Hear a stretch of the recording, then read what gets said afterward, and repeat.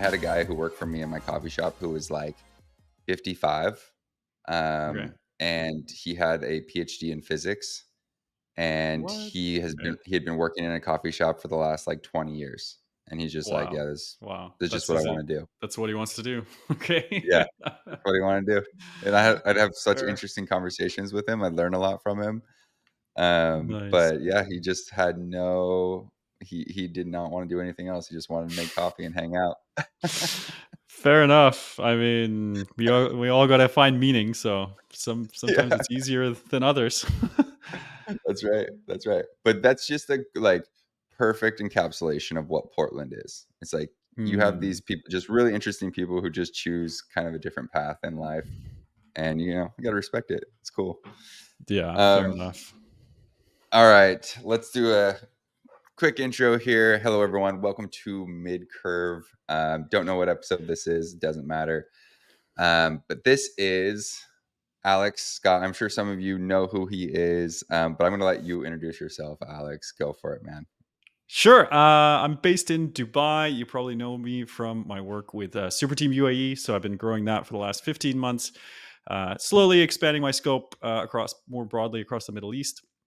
And yeah, just furthering Solana's interest in the Middle East. So that's Yeah. covers everything from some public policy stuff like work with the regulators, strategic BD, and probably most importantly, supporting founders, helping identify that next $1 billion company that's building on Solana and giving whatever support through community events, networking opportunities, intros, capital. Yeah, we just try to make founders' lives easier.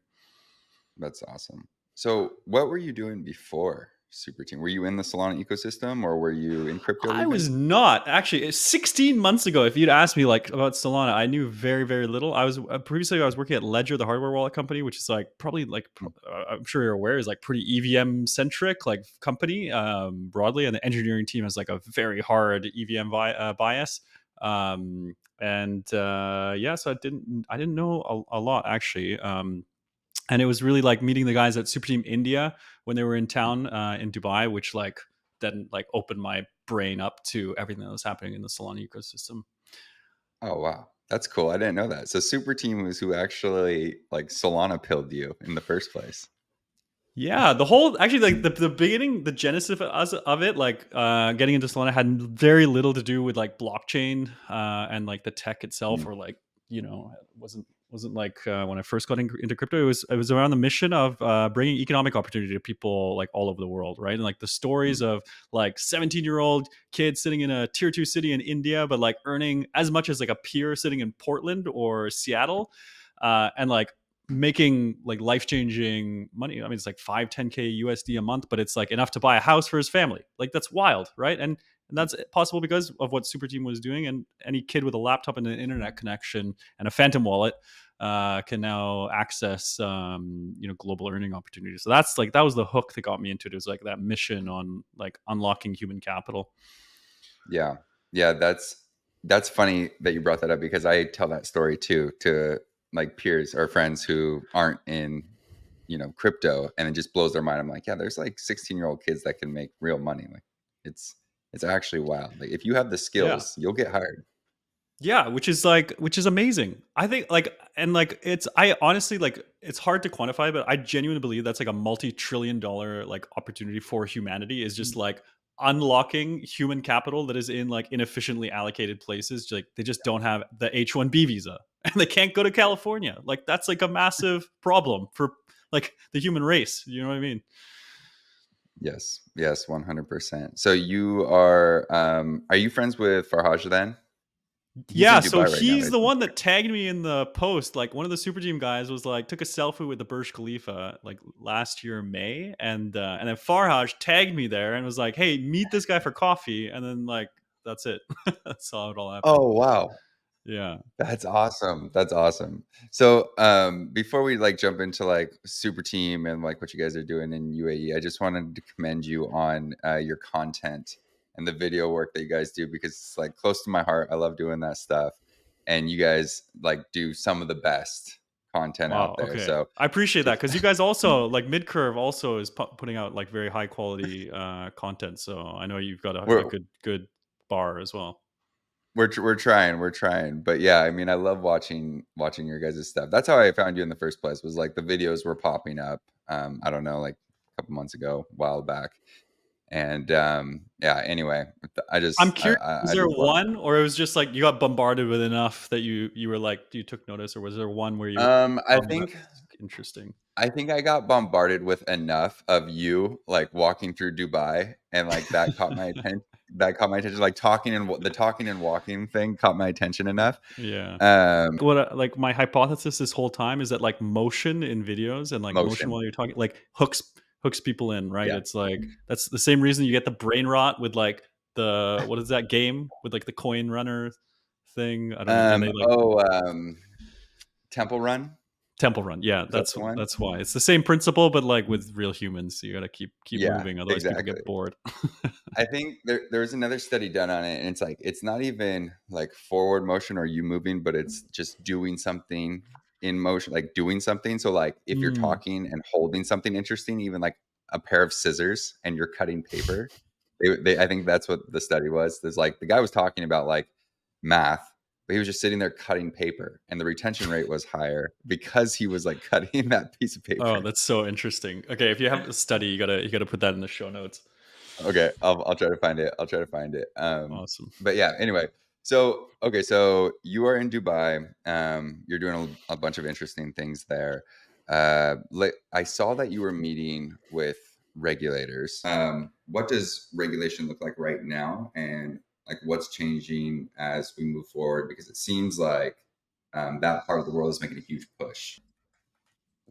Yeah, so definitely like there's a top down push of like, hey, we think crypto is an important industry. Like, this is like very interesting technology, and we want this to be the place where it happens. So I think like what you see, and I'm gonna guess, like take a random guess that a lot of your viewers are going to be based in the states.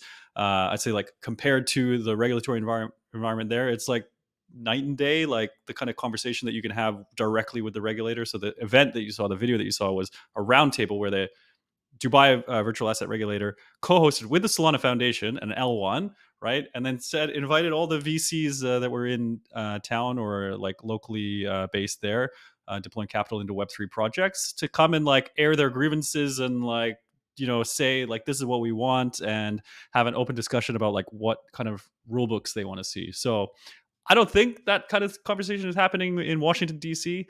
Or for that matter, like many other places in the world where I welcome founders from all over the world to Dubai, and most of them are shocked. They're just straight up like, what are you talking about? The regulators coming and like having these conversations. I thought we'd have to hide everything from them, but yeah, it's definitely like the opposite. It's very That's like crazy. It consultative. just seems so logical. So you're there for actually, did you move there just for Super Team, or were you already kind of moving there before, or like No, I already moved here. So my so like through COVID, I was working at okay. Amazon for like 7 years, and then coming in and out of Dubai through COVID, and I was like, wow, they kind of like have it figured out here. Like they didn't lose their minds. Like they rolled out vaccines super fast. Like things kept running.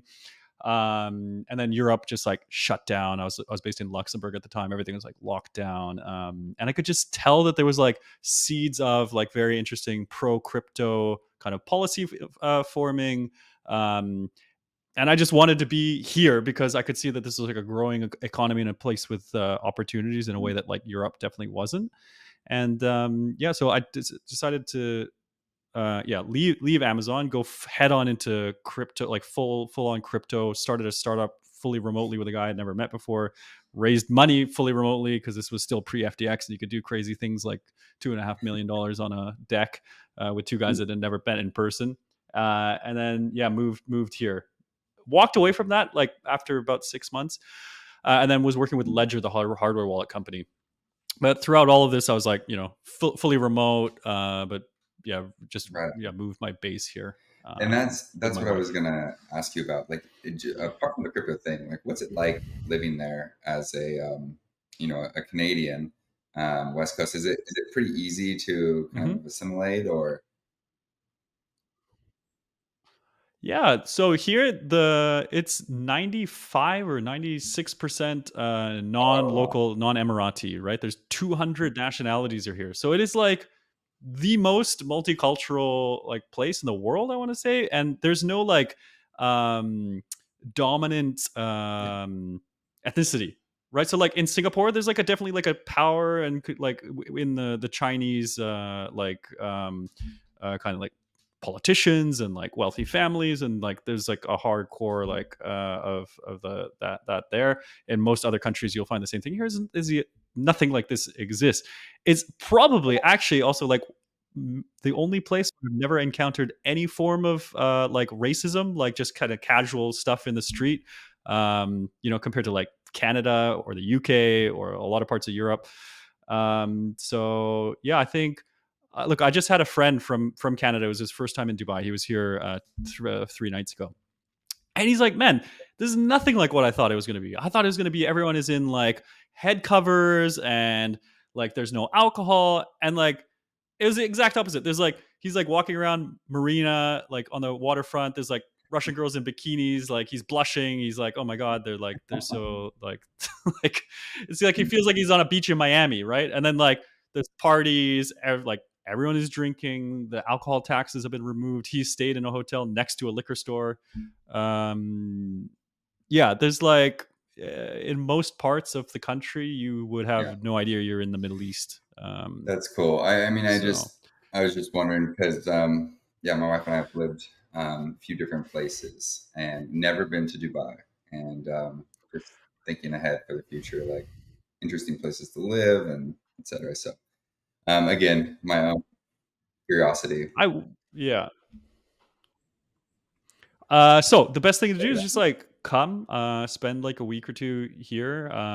It's like just the best thing to do is like come and see it for yourself. And I think, um, like a big part of why we came when we did is we knew that we were going to start a family, and the good thing here is that you have like a very global like talent pool, and that includes like nannies and nurses that are coming from South Asia, and like domestic help. Like having that support like when you're having a kid is like relatively affordable, so it just makes like a lot easier, Yeah, especially yeah, if you're for both sure. working.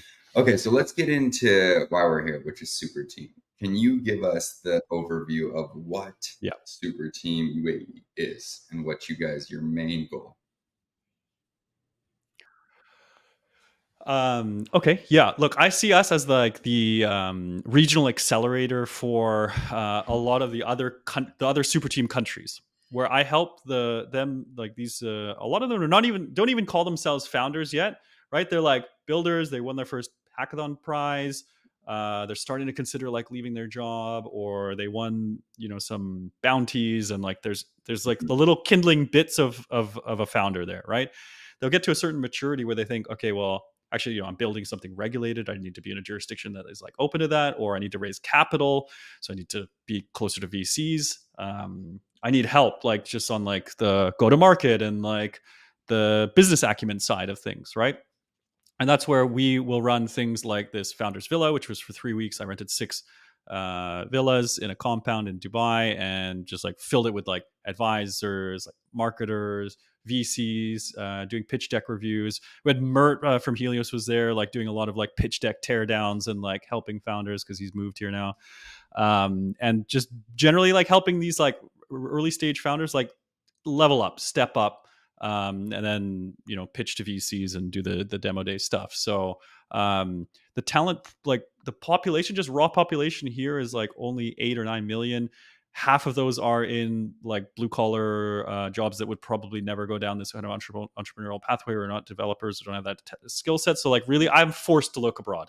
Um, but I just lean heavily on like the strengths of this country and region, and then help like Solana founders all over the world take That's advantage of that. cool. Have you, so when you guys were doing this, you did the Founders Villa, and I saw that you were doing like kind of like I don't know, like a pitch show where people could come up and like pitch their ideas.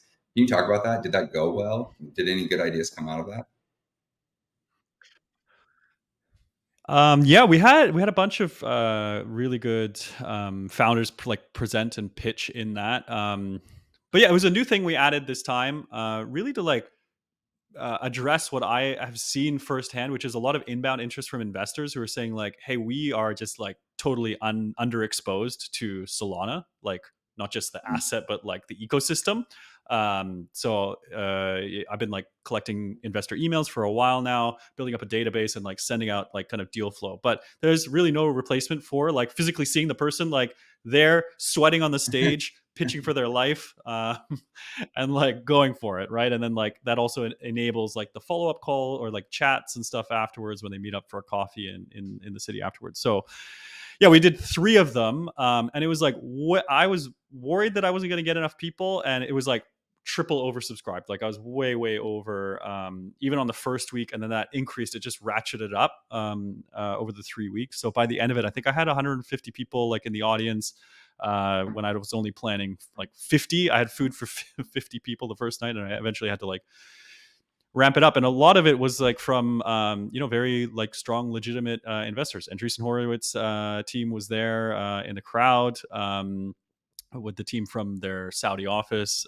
We had a lot of private investors from like family offices in the region that have money they want to deploy, but like kind of fly under the radar, and then more prominent funds that were like on the judging table, like Animoca Brands had a representative there. Outlier Ventures from the UK was there. Cointelegraph, which has an accelerator program. So like very solid interest. So much so that I'm already being asked to run another one in Abu Dhabi, which is the city next door, in December. So I think it's like a winning format. People love it. They love the show. They love the sweat and the tears and the prizes. It's got all the good ingredients of Yep, a TV that's show. 100% accurate. So the interesting thing was I had forgot about like this founder thing or the pitch thing. And last night I had a conversation with one of the super team guys from Southeast Asia. And I was like, you should run like a Mm-hmm. Shark Tank style show and people can pitch to Jito and talk about like their ideas, like how to build or like what they want to build or whatever. And then we could like potentially help, like there should be prizes and stuff like that. So just side note, if you're interested in doing something like that as well, we would be happy to kind of host that or help out with it in any way. Yeah, I think it's a great idea. We could probably do something virtual Yeah, as well and like really scale it up. Yeah, I think there's something interesting there. I think yeah, prize money is definitely like a nice thing to have as well.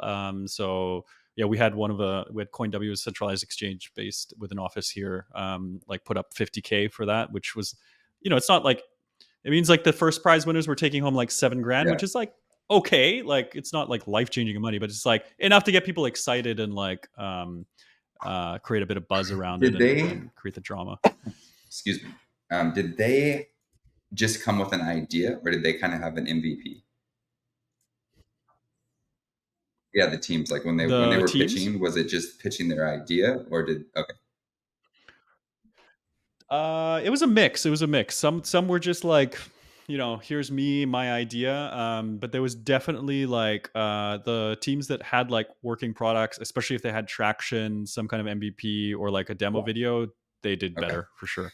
All right, that's cool. Yeah. Yeah, I think that would be awesome. So, like, I remember I used to listen to this podcast all the time called My First Million, and they okay, yeah, like Love it. Sean. Love those guys. Okay, Yeah. so but they actually did this live on a podcast once. It's probably like 3 years ago now, and they did like a Shark Tank style show where like startups would pitch them their ideas, and then they just like ask them a few questions and either like and give them some feedback or whatever. And I thought, man, that's such a like that.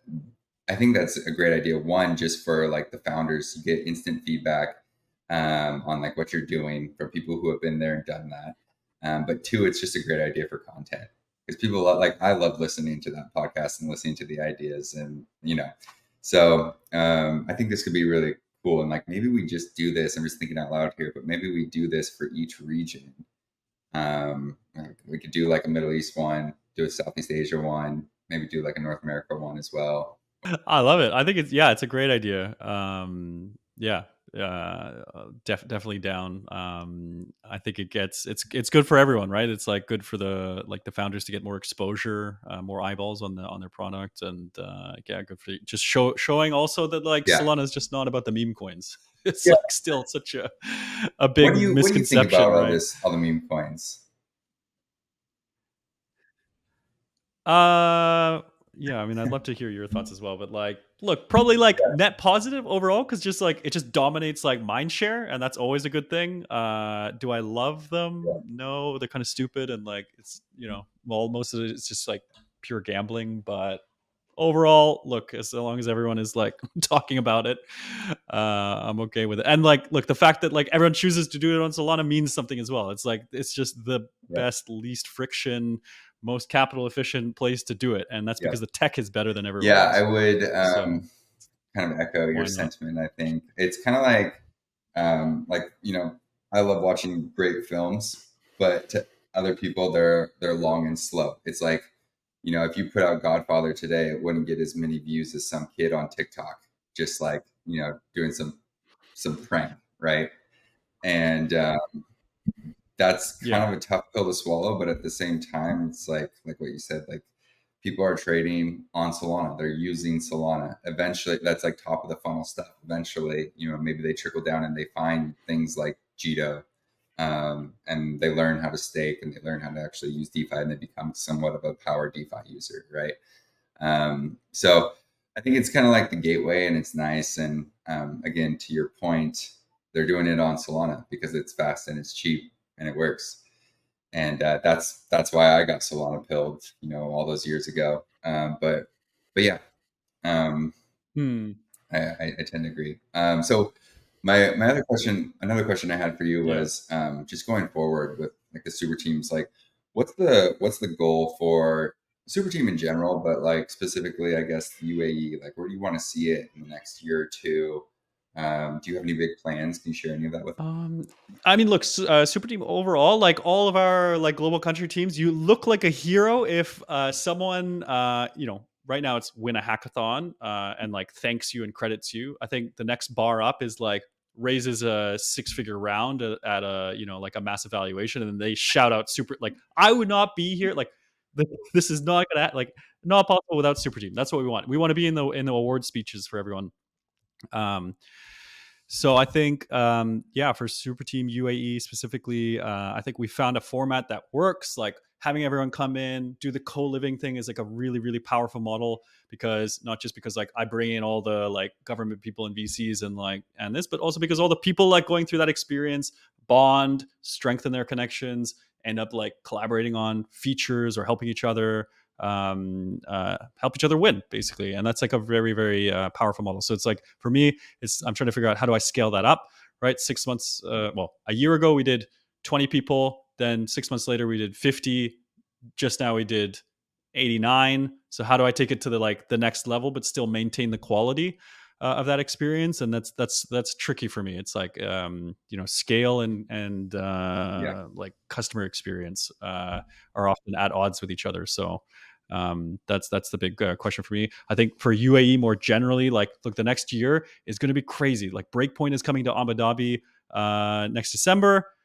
That is going to be insane. I saw the venue like preview. I can't reveal the location, but it's like an entire city, man. Like we're not prepared for like the scale of this. It's insane.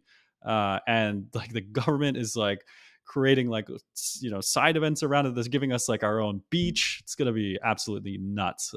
So I think you're going to see a lot more really high quality talent following in Mert's footsteps, coming here, taking advantage of what all is on offer. That ecosystem flywheel is going to spin faster and faster. More founders, more VCs, more interesting people, a bigger ecosystem, and yeah, I'm like massively biased, but I think it's going to be a huge year for UAE next in Okay, 2025. you just got me fired up, right? Let's go. All you Yeah. have to do is just come for a visit.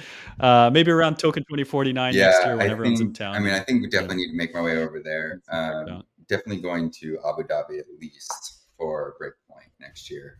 But yeah, need to make a stop Yeah. in Dubai. But on that note, we're coming up on 30 minutes, so let's wrap it up here. Sir, thank you so much for coming on and proselytizing the good word of Super Team and Solana. Love it. Thank you for all the work that you do as well.